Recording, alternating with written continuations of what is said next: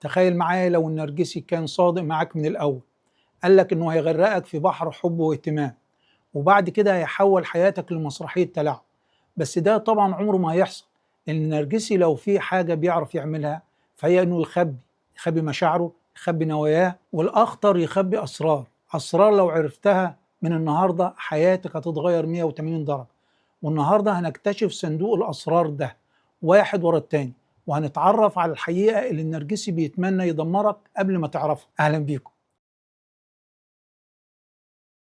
السر الأول الانتقام اللي ما بينتهيش. النرجسي مش هيقولك إن الانتقام بالنسبة له قاعدة ثابتة.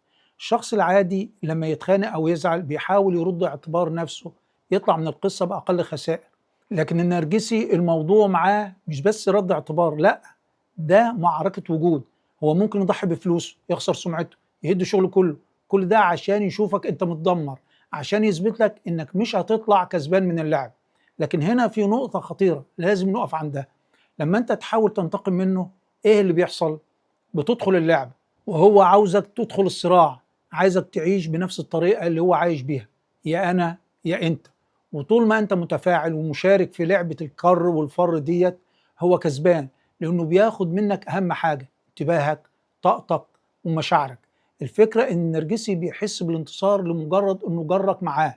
بس الحل هنا مش انك ترد بنفس سلاحه، الحل انك تسيب له اللعبة وتمشي. ايوه، ده مؤلم، بتحس انك اتظلمت، انك محتاج تاخد حقك. بس الحقيقة ان اعظم انتقام من النرجسي انك تنسحب من غير ما تديله اي وقود. لان اللحظة اللي بتوقف فيها لعبة الانتقام هي اللحظة اللي بيكشف فيها نفسه قدام نفسه. شخص بيحارب في معركة لوحده، من غير جمهور ومن غير خصم. السر التاني الهشاشة المقنعة. ورا كل مظاهر العظمة وورا كل الغرور والاستعلاء اللي بيصدره لك النرجسي في سر خطير، ألا وهو الهشاشة. هو عامل زي بالون كبير شكله مبهر، واخد مساحة ملفتة للنظر، لكن الحقيقة أقل دبوس، أقل لمسة، أقل كلمة نقد كفيلة تنهيه في لحظة. جرب بس تقول له جملة بسيطة جدا: أنت غلطت في النقطة دي، وشوف ايه اللي هيحصل له. يا اما ينفجر بغضب هستيري، يهاجمك، يزعق، يرمي كلام جارح كانه بيتحول لوحش، او العكس تماما، يختار الصمت العقابي، فجاه يبقى بارد جدا، يتجاهلك كانك مش موجود. ودي عقوبه صامته بيقتل فيها روحك بدل الكلام. بس السؤال: ليه رد الفعل ده كله على كلمه عابره؟ علم النفس بيقول ان اللي بيتاثر بشكل مبالغ فيه بالنقد غالبا بداخله ضعف عميق. الشخص السوي لما حد يواجه له نقد يزعل شويه، يراجع نفسه، يمكن يتعلم. انما النرجسي النقد عنده مش مجرد تعليق، النقد بالنسبه له كانك مسكت الدبوس وضغطت على الوهم اللي عايش فيه، صوره الشخص الكامل اللي ما بيغلطش، اللي فوق البشر. وهنا بنكتشف المفارقه. النرجسي اللي بيظهر لك زي جبل شامخ، الحقيقه انه مجرد بالون كبير مليان هواء، واقل لمسه تكشف الفراغ بداخله. في المرة الجاية اللي تلاقي فيها نرجسي بينفجر من كلمة صغيرة، افتكر ان ده مش غضب قوة، ده صراخ هشاشة. مظاهر العظمة دي مجرد قشرة، وتحتها في أضعف نسخة ممكن تتخيلها. السر الثالث لعبة الإسقاط النفسي. النرجسي بيعرف يعمل حاجة خطيرة جدا اسمها الإسقاط النفسي. يعني إيه؟ يعني ياخد العيوب اللي فيه ويعلقها في شخصك أنت، كأنك المراية اللي شايف فيها نفسه. بس بدل ما يعترف يكسر المراية ويتهمك. هو اللي بيكذب طول الوقت ومع ذلك يقول لك أنت كذاب. هو اللي بيتلاعب بمشاعرك ويقف قدامك بكل ثقة ويقول لك أنت متلاعب. والمفارقة إنه بينجح يقلب الترابيزة، يخليك أنت اللي تبدأ تشك في نفسك وتقول يمكن فعلا أنا ببالغ، يمكن أنا اللي غلطان.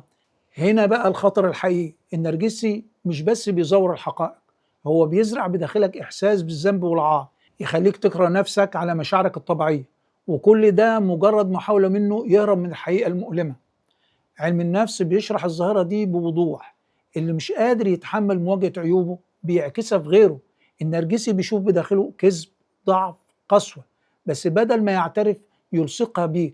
وهنا لازم تاخد بالك، المرة الجاية اللي يتهمك فيها النرجسي بحاجة كبيرة مش منطقية، اسأل نفسك: هو ده فعلا سلوكي ولا دي صورته اللي هو بيحاول يسقطها عليا؟ لأن لعبة المراية المكسورة دي مش بريئة، دي تكتيك مرعب يخليك أنت السجين، وهو يفضل طول الوقت حر بعيد عن مواجهة نفسه. والسر الرابع، النرجسي مش هيقول لك انه على طول جعان. النرجسي عنده جوع مختلف، جوع مش للأكل ولا للفلوس. النرجسي جعان للاهتمام، جعان للمدح، جعان للإعجاب.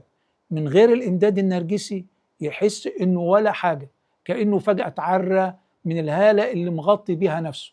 تخيل نفسك قدام عربية فارهة جدا، شكلها مبهر، صوتها عالي، لكن من غير بنزين، مجرد قطعة حديد واقفة. النرجسي كده بالظبط، هو محتاجك كإمداد لغروره، من غيرك ينهار، من غير تصفيقك يختفي، من غير نظرة إعجابك ينهزم. وهنا الكارثة بالنسبة له، لو أنت قررت توقف الإمداد ده، قررت ببساطة إنك مش هتمدحه، مش هتتفاعل مع كل استعراضاته. بالنسبة له دي مش مجرد حاجة صغيرة، لأ، بالنسبة له دي خيانة. ليه؟ لأنه في عقله هو مش موجود إلا لو الناس شافوه، مدحوه، فضلوا يلمعوا صورته. وده اللي بيخلي العلاقة مع النرجسي مرهقة جدا، لأنك بتتحول من شريك لمحطة إمداد نرجسي دايما لازم تكون شغالة. والسؤال، لحد إمتى تقدر تتحمل الدور ده؟ لأن في النهاية مهما عملت، النرجسي عمره ما يشبع. الموضوع مش إنك ما بتقدمش كفاية، الموضوع إن الغرور عنده بلا نهاية.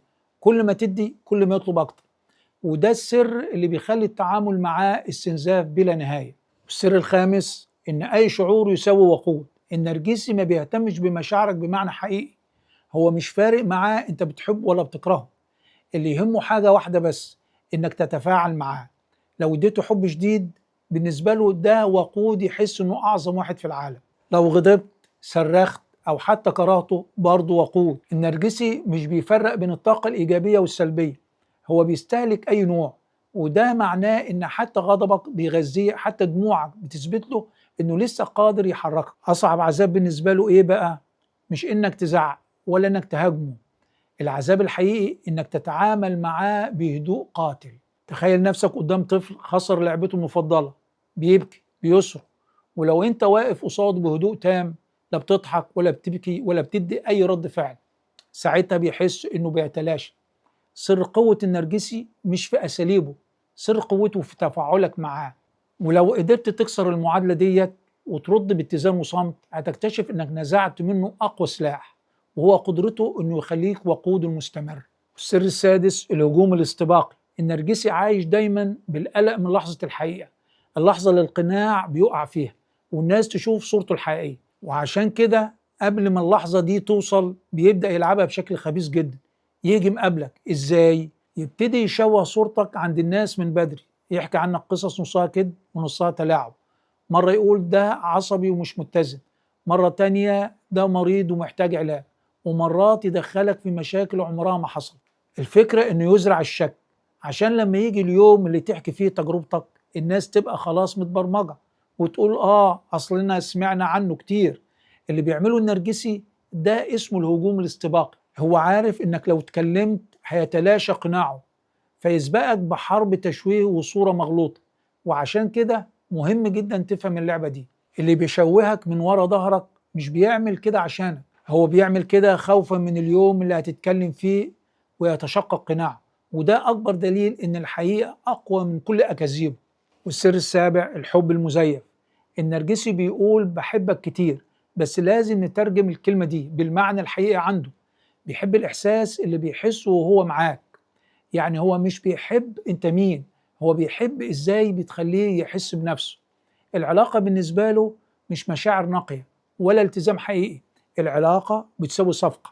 أنت بتديه إعجاب، دعم، تصفيق، وهو بيديلك شوية وعود لامعة وكلام شكله رومانسي. لكن بمجرد ما يلاقي عرض أحسن، حد يلمع صورته أكتر أو يمدحه أكتر، يسيبك من غير تردد، كأنك كنت مجرد محطة مؤقتة. وده السبب إن كتير من الضحايا يحسوا بصدمة. إزاي بين يوم للتاني قلبه اتقلب؟ إزاي اللي كان بيقسم بحبه فجأة بقى بارد أو حتى عدواني؟ الإجابة بسيطة، لأنه ما كانش حب من الأساس، كان حب مشروط بمكاسب. كلامه ممكن يكون مبهر، وعوده تبان صادقة، لكن الأفعال دايما هي المراية اللي بتكشف الحقيقة. لو الحب مش بيثبت في وقت الشدة، يبقى ده مش حب. ولو العلاقة كلها مبنية على مصلحته، يبقى كلمة بحبك ما كانتش ليك، كانت لنفسه. والسر الثامن، انت مش مميز. انت عند النرجسي مش مميز، بس ما يقدرش يقول لك كده.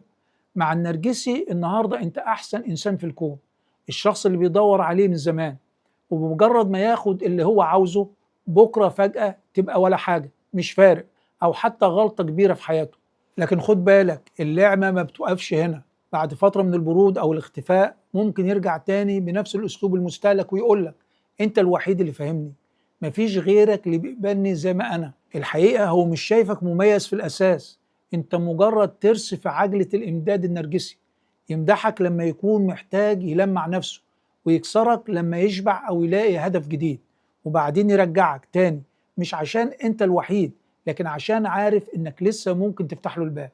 اللي لازم تفهمه كويس، المدح اللي بيغرقك فيه مش دليل حب، ده طعم، والبرود اللي بيحطمك بيه مش صدفة، ده تكتيك، والمصالحة اللي بيلعب بيها مش ندم، دي وسيلة يرجعك بها داخل حلقة الاستغلال. مع النرجسي انت مش مميز، انت مستبدل، ولو عاوز تحافظ على كرامتك لازم توقف اللعبة دي، وتفهم ان قيمتك مش مرتبطة بكلامه، قيمتك حقيقية حتى من غيره.